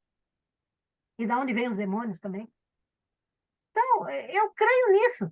Deus é grande demais para eu colocá-lo dentro de uma caixinha. De eu dizer, olha, é só isso que existe, viu? A Terra é plana, tá, gente? Ô, Quem Cíntia, andou de avião sabe que não antes é. de você entrar nisso, espera um pouquinho. É mais uma colocação só aqui no chat. A Graça perguntou, e o papel de Maria Madalena com Jesus?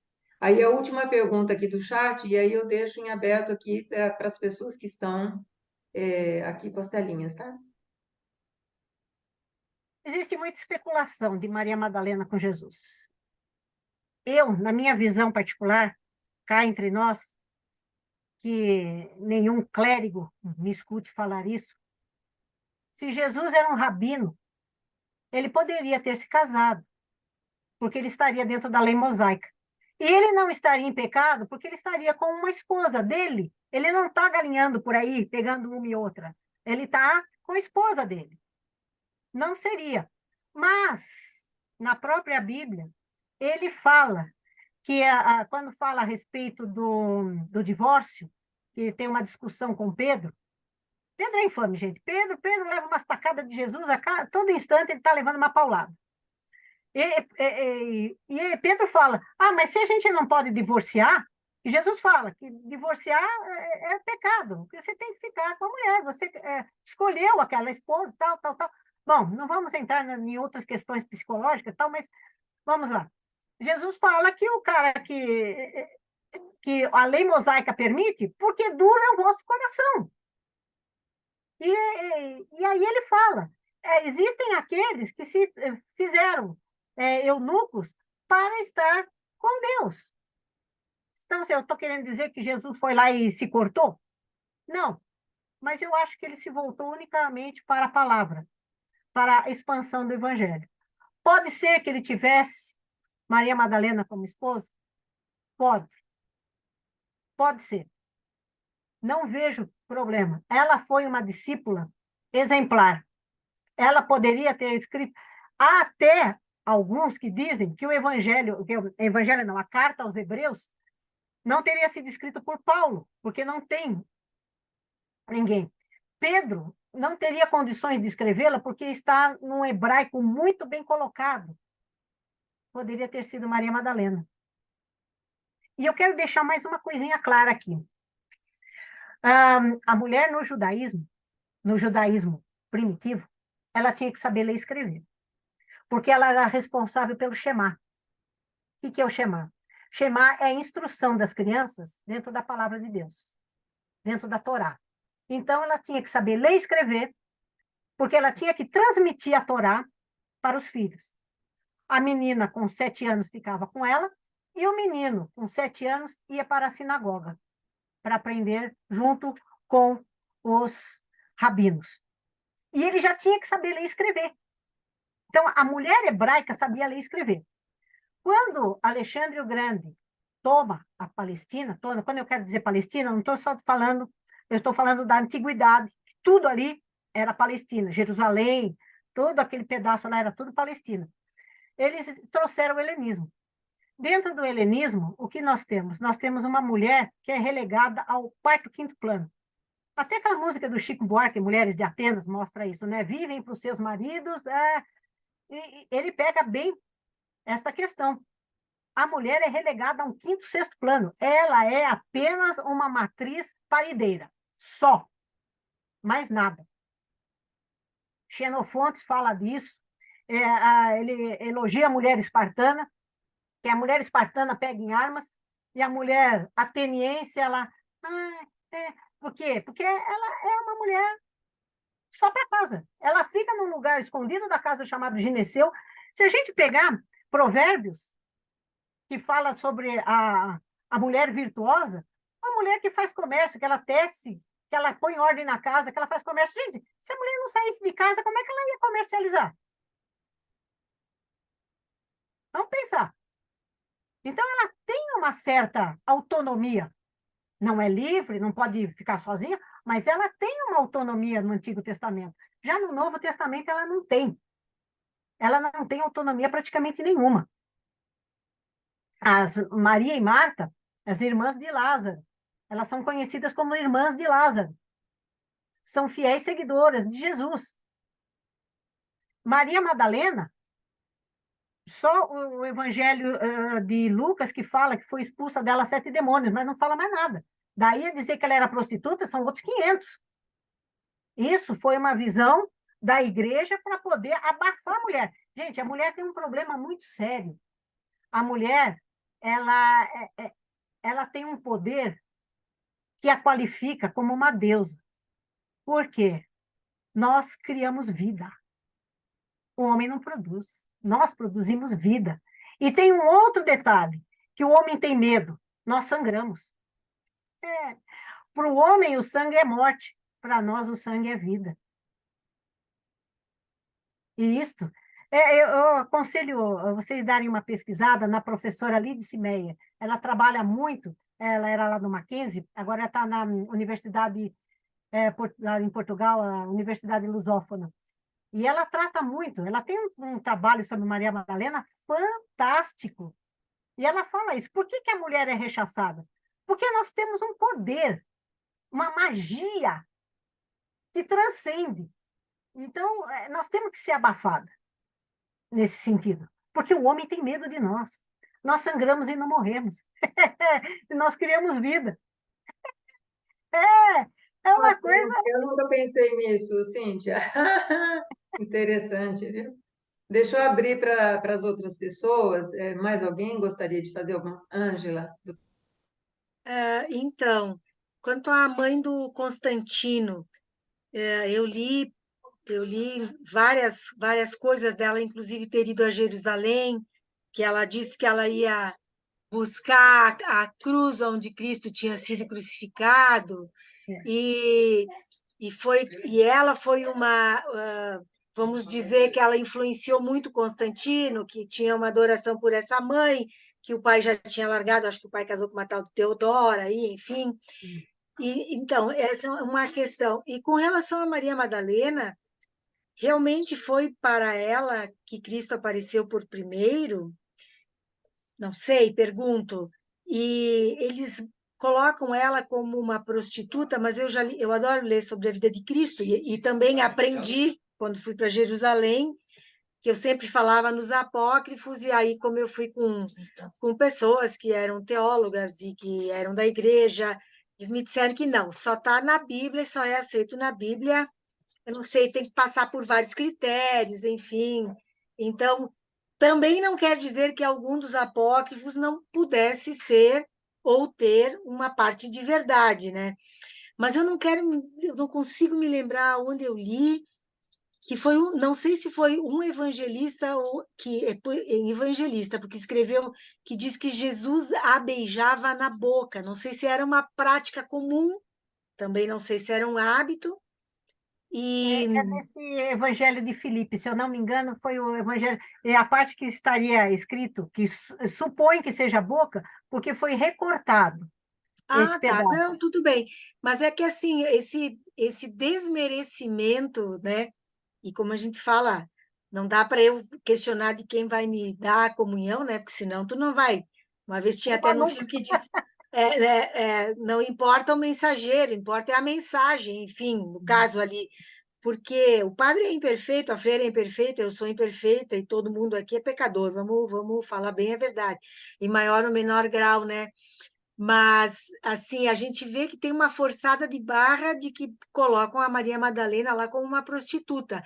E em outras coisas que eu já li, era uma mulher inteligente, que fazia negócio, Inteligentíssimo. inclusive acho que até conseguia financeiramente ajudar os apóstolos aí. Então, assim, olha, na verdade, assim, quando a gente aceita que é eis o mistério da fé, ou tu tem ou tu não tem, porque nós não vamos ter respostas que contemplem todas as nossas ansiedades ou as nossas questões. E quando eu estive em Jerusalém, nós tínhamos uma guia judia na parte que era permitido, porque quando a gente foi para o outro lado, que daí são os árabes, aí tinha que ser um guia árabe, não foi permitida a entrada dela.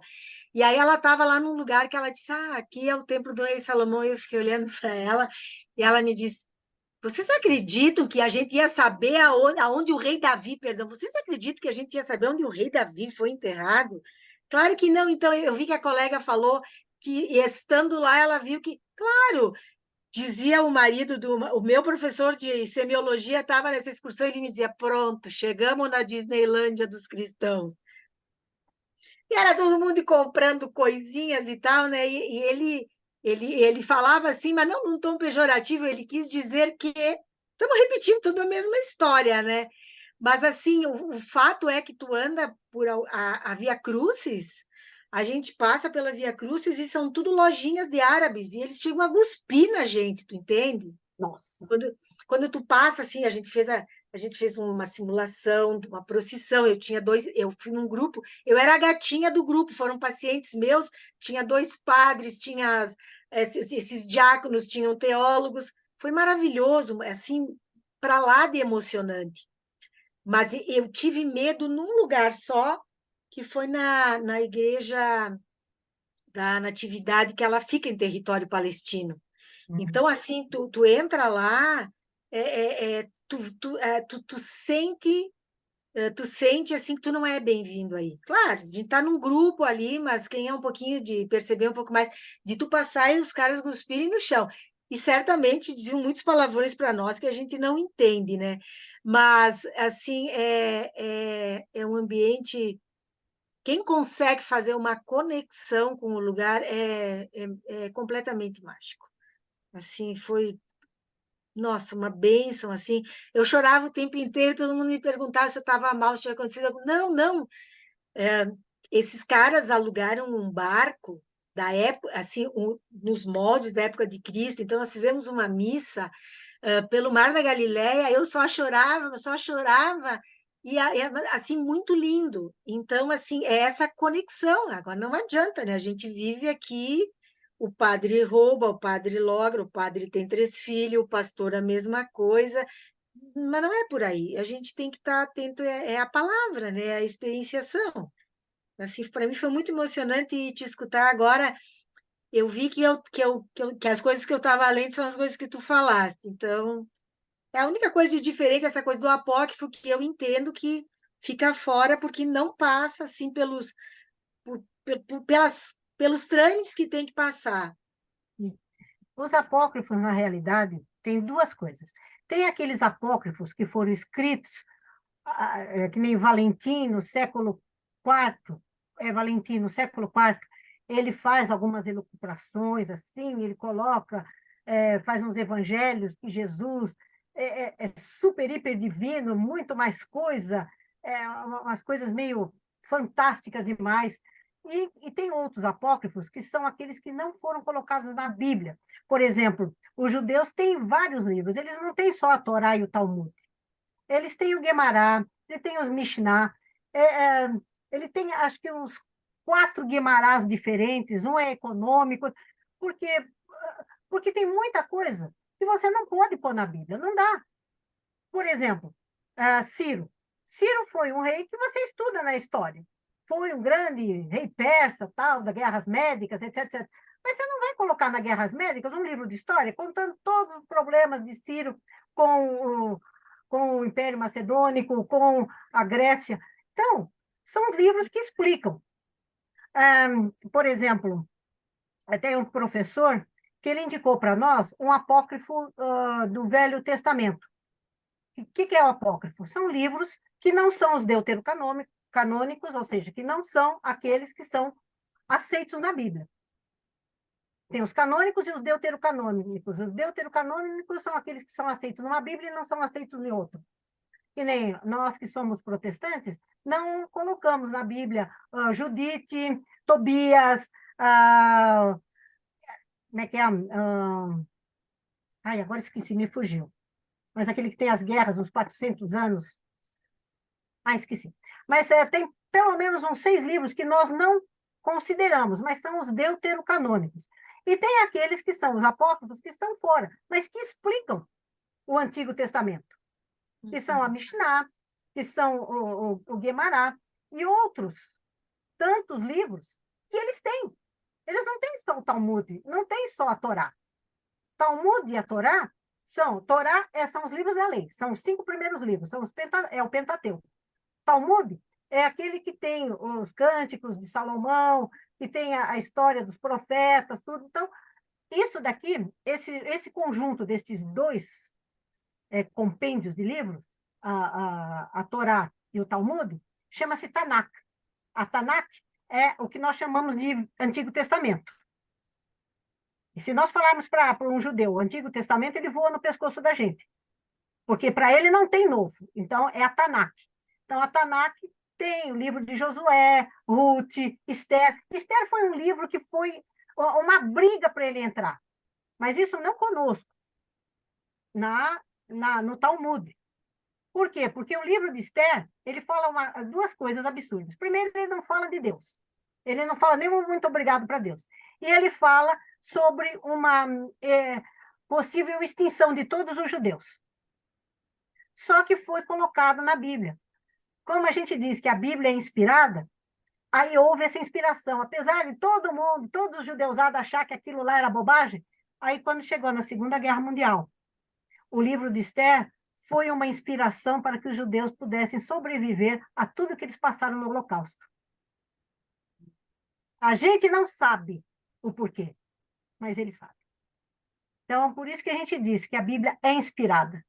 Ela não contém a palavra de Deus, ela é a palavra de Deus. Ela é a maneira que Deus se comunica conosco. E, Cíntia, assim, uma pergunta, tem muitas Bíblias, né? E cada uma vai mudando a tradução, as primeiras eram as gregas, isso e aquilo. E uma outra questão que eu queria te perguntar, aquela história, eu acho que é do Concílio de Nicéia, porque os nossos papas também, no início, qualquer um que pudesse comprar o título poderia ser, né? Não era por mérito, era, vamos dizer assim, quem sabe, alguns deles. Mas quando teve esse concílio, retiraram algumas coisas da Bíblia ou tentaram modificar algumas coisas? Olha, o Antigo Testamento, ele já vem desde os judeus. Então, o Antigo Testamento não foi mexido. O Novo Testamento é o que foi escolhido, dentro desses todos os evangelhos, que foi escolhido aquilo que mostrava realmente o que era Jesus. Porque algumas coisas já estavam consolidadas, que nem as cartas elas rodavam para todo quanto era igreja. Todas as cartas de Paulo, elas foram copiadas e recopiadas e recopiadas. E muitas vezes foram copiadas por quem não sabia ler direito. Faz as letrinhas. O Antigo Testamento, ele tem uma coisa. Aquela letra hebraica, a letra quadrática, ele tem um começo, um meio e um fim. Então, quando o rabino ia escrever, tal letra tem que estar no meio da página. Se essa tal letra não tiver, pode jogar fora que isso aqui está errado. Então, na hora que eles terminavam de escrever, vinha um outro e conferia se estava certinho. Então, o Antigo Testamento, ele é bem, como é que posso dizer, fiel. Fidedigno. O Novo Testamento, como tiveram várias cópias de cópias de cópias, nós temos um monte de padres nos primeiros tempos que eles conseguiram conservar uma série de coisas. Tive um professor na faculdade que ele trabalhava com exegese, ele falou para nós, olha, se pegasse todos os padres, os primeiros padres da igreja, Clemente, Irineu, de Lyon, dava para reconstituir pelo menos metade desses evangelhos, por inteiro. Por quê? Porque muita coisa foi citada, muita coisa foi copiada, muita coisa. Policarpo de Esmirna foi discípulo de João. Então, isso é a história oral. Ele sentou aos pés de João e ele pôde escrever as coisas junto com João.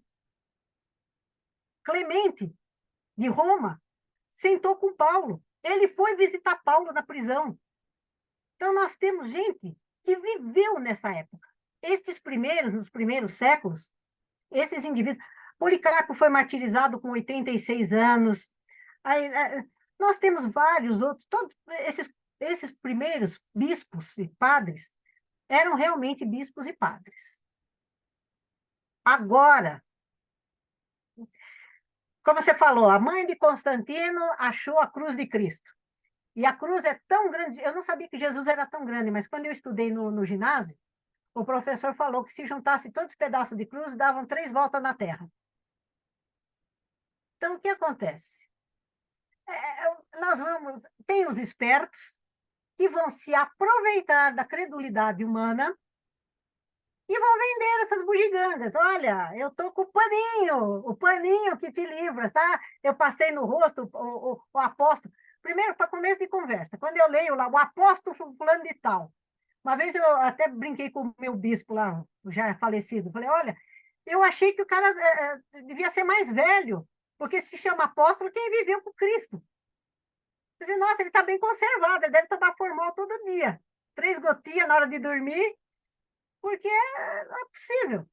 Só é apóstolo quem viveu com Cristo.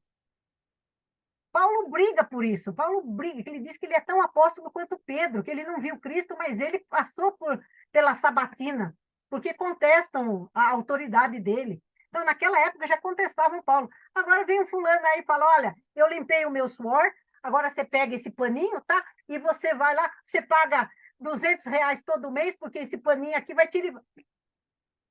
Gente, a credulidade. Aí você vê a Idade Média, aí você fala, o que mudou? O que mudou? A essência humana é a mesma, a credulidade. Ah, eu quero um paninho mágico. Não, eu não quero aceitar a Bíblia, eu não quero fazer a minha vida diferente. Eu quero que venha esse paninho e mude toda a minha vida. Eu não quero fazer esforço nenhum para ser melhor. O indivíduo que se diz crente. Ah, eu sou crente. Mas você vai ver, ele rouba caneta lá no serviço dele. Se ele puder, ele passa a perna no outro. Ô, Cíntia, eu já estou aqui encerrando, né? Opa. É quase 21 horas, mas a doutora Fátima, ela saiu, ela deixou aqui uma pergunta. Os cátaros foram exterminados por questões econômicas e a religião foi apenas uma desculpa, concorda? As Então, assim, duas eu vou coisas. pedir para você que seja breve na resposta, porque a gente já está chegando aqui ao nosso ponto máximo. As duas coisas. Em geral, quando se faz uma limpa dessa, eu não lembro agora o nome do conde que fez a limpeza. E os soldados dele perguntaram para ele, mas e as crianças? E aqueles que não são? Ele falou, Deus sabe quem é, quem não é. Eles varreram a cidade inteira. Então, Qual conde mandou exterminar os cátaros? eu não me lembro, agora eu não me lembro o nome. E depois eu posso procurar e mandar para a Marli. Minha memória não está tão boa. Gente, eu sou uma professora de história que nunca pedi data para os alunos, nem nome, porque eu não lembro nem a data do meu aniversário. Então, é meio confuso. Mas eu passo para a Marli o nome. Inclusive, é a passagem que ele fala isso, que passou a fio de espada todo mundo na cidade, e criança, todo mundo. Ele dizia, Deus sabe quem é dele e quem não é, então Deus vai separar. Eu não preciso separar ninguém. Gente, foi, olha, cada absurdo, e os absurdos continuam, viu? Não mudou, não mudou. Né? É, com Então, foram questões certeza. políticas e religiosas.